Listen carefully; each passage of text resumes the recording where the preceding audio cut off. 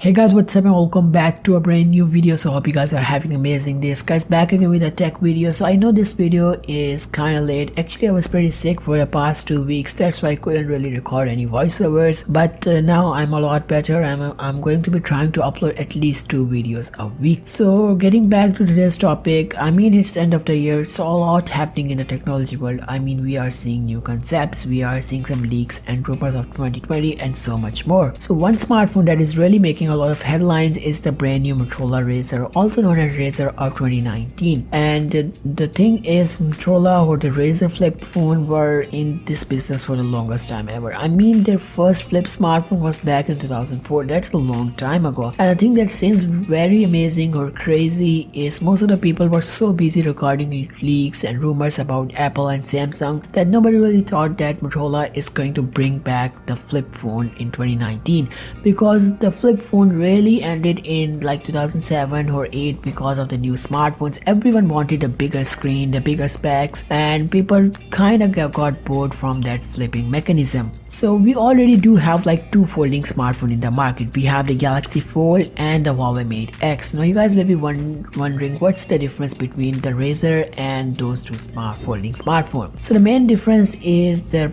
Mate X and the Galaxy Fold uses a horizontal folding just like a book, and the brand new Razer uses a vertical folding just like a flip phone of 2000 or even any flip phone, because it opens vertically instead of using a horizontal mechanism.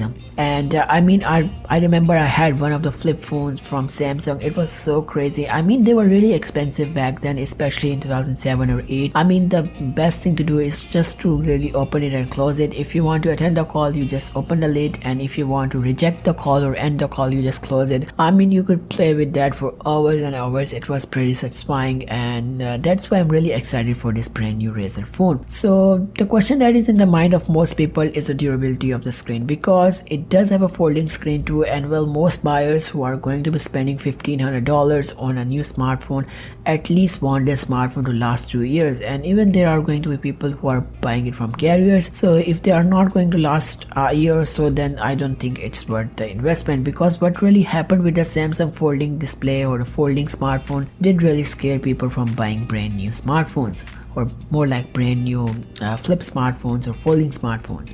So for example, the Galaxy Fold retails for $2,000, which is a lot of money for a new smartphone. I mean an average new flagship costs around about $1,200, $1,300. I mean if you want to buy the max out model, most of the flagship like maybe the middle range or the cheaper flagship will run you down about $800 to $900. So it's a good that Motorola released a smartphone in the price category of $1,500, which to be honest is somewhat cheaper as compared to like the Galaxy Fold and the Huawei Mate X. So I wouldn't consider Huawei Mate X price because it's only been sold in China, so we are not seeing the Mate X worldwide. So Motorola is saying the brand new Razer smartphone or flip phone is going to be having POLED display. So POLED basically means a plastic coating on the display of the Motorola. So I mean they really are claiming that their screens are a lot better as compared to Samsung, but I don't really go with their claim, because Samsung said that their screens are so good,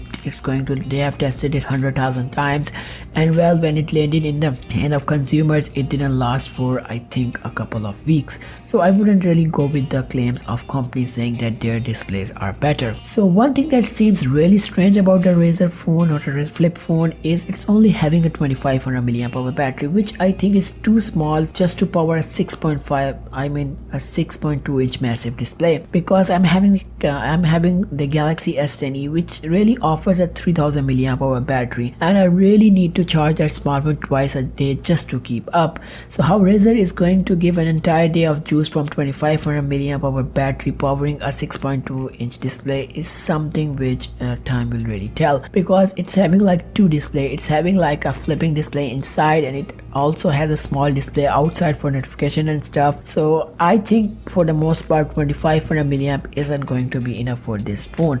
Maybe they are going to release fast charging or something that, but nothing could be said about that right now. So Motorola is saying that they are going to start a pre-orders from 25th of December, so we could really see the smartphone coming or shipped in like the first or second month of 2020. It does take some time for the new smartphones to come in Middle East as compared to other parts of the world, especially in the Western countries, because you can really get it a lot more quicker as compared to here. So it's going to also take me some time to get my hands on the Motorola Razer because I'm really excited for that smartphone. So another rumor I have heard that Motorola is going to give us a Snapdragon 710 chipset. I mean, it's not the most powerful. It's like a mid-range chip. It's also found in some of the smartphones from Xiaomi. I couldn't really understand why Motorola would offer a chipset which is not enough powerful, and it's also rumored as it's going to have a 6GB of RAM and 128GB of storage, which to be honest is a lot less as compared to Galaxy Fold and Mate X, because they are like having like options for like 8GB of RAM, 12GB of RAM, and also the memory is 512GB. So I couldn't really understand why Motorola is really lowering the specs of the brand new Razer smartphone, but I'm really not sure, because once the pre-orders are going to start, we are going to see some choices. Maybe we are going to see more expensive models which is going to have better specification. So guys, that's all the news I have for right now. So if I get any more news regarding the Razer's phone, I will definitely make a part 2 of this video. So with that being said, that pretty much wraps this video up. So if you like the video, make sure you like, and if you're new, consider subscribing and become a part of this channel. And thanks for watching, and goodbye.